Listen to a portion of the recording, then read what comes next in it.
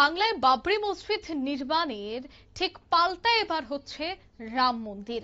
একদিকে যখন বাবরি মসজিদের শিলান্যাস হয়ে গেছে, এবার রাম মন্দিরের প্রস্তুতি চলছে বাংলায়। অযোধ্যার মাটি এনে মন্দির তৈরির সংকল্প। 26-এর আগে বাংলার মেরুকরণের রাজনীতিকে এবার স্পষ্ট। কি উঠে আসছে রাম মন্দির এর মন্দির কমিটির সদস্যরা কি বলছেন শোনাবো। আজকে আমি যেভাবে আগেই বলেছিলাম, 6ই ডিসেম্বর আমাদের রাম মন্দিরের শিলান্যাস হবে, শিলা পুজো হবে। ঠিক অযোধ্যায় যেভাবে রাম মন্দির স্থাপিত হয়েছে, সে আইনের মাধ্যমে হয়েছে, ঠিক ওই পদ্ধতিতেই আমরাও এখানে 90 সালে যেমন বাড়ি বাড়ি শিলা পুজো হয়েছে, ইট পুজো, সেই ইট অযোধ্যায় গিয়ে 92 সালে শিলান্যাস হয়েছে। তারপর 2022 সালে আমাদের ওখানে মন্দির স্থাপিত হয়েছে। আমরাও সময়টা আরো কম নেব, কিন্তু পদ্ধতিগত এক থাকবে। আমাদের আজকে শিলা পুজো হচ্ছে, আজকে 6ই ডিসেম্বর, কালকে 7ই ডিসেম্বর আমাদের গীতা পাঠ আছে। সাধু সন্ন্যাসীরা ওই কেউ আজকে আসতে পারেনি। অন্যদেরকে বলেছিলাম, কার্তিক মহারাজকে বলেছিলাম, মহারাজকে স্বাভাবিক কারণে খুব শীঘ্রই আমরা এই ইট দিয়ে আমরা জমি পেয়ে গেছি। এখানে রাম মন্দির হবে, হসপিটাল হবে রাম মন্দিরের সাথে, আবাস হবে এবং শিক্ষা প্রতিষ্ঠান হবে।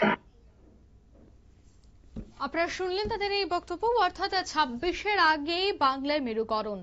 রাজনীতিতে কি এবার ধর্মীয় ভাবাবেগকে কাজে লাগানোর চেষ্টা, এমনটাই কিন্তু এবার উঠে আসছে। কারণ একদিকে যখন বাবরি মসজিদ নির্মাণ করা হচ্ছে এবং এর পেছনেও 26-এর ভোটকেই টার্গেট, ঠিক অন্যদিকে আবার হিন্দুত্বের মেরুকরণেই এবারের ভোট খেলার চেষ্টা। একাধিক বিষয় উঠে আসছে, কারণ রাম মন্দিরেরও এবার তৈরির পরিকল্পনা শুরু হয়ে গেছে। আজ চলেছে ভূমি পুজো। তাই এই বিষয়ে বিস্তারিত জানবো। টেলিফোন লাইনে যুক্ত হয়ে গেছে প্রতিনিধি শেখ মনিরুল। 26-এর আগে বাংলায় দেখা যাচ্ছে একদিকে বাবরি মসজিদ, অন্যদিকে রাম মন্দির। কি বলবে এই বিষয়ে? দেখো, মন্দির কমিটির যারা সদস্যরা তারা গতকালই রাম মন্দিরের এই যে ভূমি পূজন বা তোমার হচ্ছে মন্দিরের যে মন্দির নির্মাণের জন্য যেটা শিলান্যাস, সেটা গতকালই তারা করেছে। তবে আজকেও তাদের ওই একই জায়গাতে একটি বিশেষ অনুষ্ঠান ছিল। তবে যেহেতু ব্রিগেডে গীতা পাঠের অনুষ্ঠান আজকে রয়েছে, তার জন্য অনেক সাধু সন্ন্যাসীরা আসতে পারেনি। কিন্তু তাদের আজকের যে কর্মসূচি, অর্থাৎ ওই যে ইট অযোধ্যায় তারা মুর্শিদাবাদ থেকে আজকে পাঠাবে, সেই কর্মসূচি কিন্তু তারা পালন করেছে। অর্থাৎ গতকাল রাম মন্দিরের বাবরি মসজিদের পাশাপাশি গতকালই কিন্তু রাম মন্দিরের মানে মুর্শিদাবাদে, অর্থাৎ তোমার হচ্ছে এই রাম মন্দিরের শিলান্যাস হয়েছে এবং আজকে সেই শিলান্যাসের জন্য যে সেই ইট মুর্শিদাবাদ থেকে অযোধ্যায় গিয়েছে। এক কথায় 2026-এর আগে বাংলায় ফের ধর্মীয় মেরুকরণের মন্দির এবং মসজিদের যে রাজনীতি, সেটা আরো একবার প্রত্যক্ষ করলো। গতকাল তোমার হচ্ছে একদিকে যেমন সবার চোখে ছিল হচ্ছে বাবরি মসজিদ ইস্যু, পাশাপাশি রাম মন্দিরের ইস্যুটা সেইভাবে গতকাল প্রাধান্য পায়নি। তবে আজকে সকাল থেকেই বিভিন্ন সংবাদ মাধ্যমে, বিশেষ করে জাতীয় টেলিভিশন গুলিতে কিন্তু বাংলায় যে গতকাল যে রাম মন্দিরেরও শিলান্যাস হয়েছে, সেটা কিন্তু সমানভাবে প্রাধান্য পায়। এবং ওই যে ইট পাঠানো এবং ইট শুদ্ধিকরণের যে কর্মসূচি, সেটাও কিন্তু আজকের বিভিন্ন জাতীয় সংবাদ মাধ্যমে গুরুত্ব দিয়ে প্রাধান্য পেয়েছে। অন্যদিকে যেহেতু আজকে ব্রিগেডে তোমার গীতা পাঠের অনুষ্ঠান রয়েছে, সেই গীতা পাঠের অনুষ্ঠানও কিন্তু যথেষ্ট প্রাধান্য পেয়েছে। অর্থাৎ মন্দির এবং মসজিদ, এই মন্দির এবং মসজিদ কিন্তু 2026 সালের আগেই তোমার হচ্ছে বড় করে বাংলায় কিন্তু ভোটের ময়দানে একটা বড় ইস্যু হতে চলেছে, এমনটাই মনে করছে রাজনৈতিক মহলের একাংশ। তবে আজকে তোমার হচ্ছে গীতা পাঠের অনুষ্ঠানেও যেমন তৃণমূল কংগ্রেস যায়নি এবং তারা কিন্তু এই নিয়ে কোনো কটু মন্তব্য তারা করেনি। অর্থাৎ দূর থেকে কিন্তু তৃণমূল কংগ্রেস যেমন জল মাপলো। অন্যদিকে মুর্শিদাবাদে যে গতকাল রাম মন্দিরের শিলান্যাস এবং সেটা আজকে সেখান থেকে ইট পাঠানোর যে কর্মসূচি তোমার রাম মন্দিরে, সেই কর্মসূচিতেও কিন্তু তৃণমূল কংগ্রেস দূর থেকে দাঁড়িয়ে দেখেছে। এবং আজ রাম মন্দির যে জায়গায় শিলান্যাস বা রাম পূজা যেখানে হয়েছে, সেখানে কিন্তু কড়া পুলিশি কড়াকড়া রাখা হয়েছে।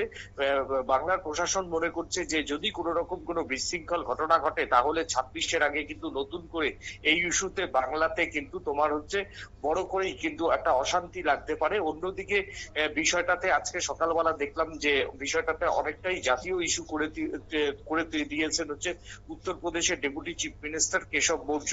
তিনি পরিষ্কার জানিয়ে দিয়েছেন যে মুর্শিদাবাদে যে রাম মন্দির হবে সেই রাম মন্দিরে তিনিও সাহায্য করতে চান এবং যা যা দরকার উত্তরপ্রদেশ থেকে সমস্ত সাহায্য, উত্তরপ্রদেশ বিজেপির পক্ষ থেকে সমস্ত সাহায্য বাংলার মুর্শিদাবাদ জেলার রাম মন্দির নির্মাণে করবেন। অর্থাৎ উত্তরপ্রদেশের ডেপুটি চিফ মিনিস্টার যখন এই কথা বলেছেন তখন কিন্তু স্বাভাবিকভাবেই রাম মন্দির নির্মাণে কিন্তু আরো বেশি তোমার গতি পাবে। এখন দেখার যে 2026 সালের বিধানসভা নির্বাচন সম্ভবত মমতা বন্দ্যোপাধ্যায় নিজে বলছেন যে ফেব্রুয়ারি মাসের মধ্যেই নির্বাচন হবে, কিন্তু কমিশনের যে গাইডলাইন্স তাতে কিন্তু এপ্রিল মে মাসের আগে নির্বাচন হওয়া সম্ভব নয়। তো সেই জায়গাতে বছর ঘুরলেই এই বিধানসভা নির্বাচনের প্রচারও কিন্তু শুরু হয়ে যাবে। সেই প্রচারে এই বাবরি মসজিদ এবং রাম মন্দির ইস্যু এখন বাংলায় কতটা প্রাধান্য পায় এখন সেটাই দেখা। একদমই, ধন্যবাদ।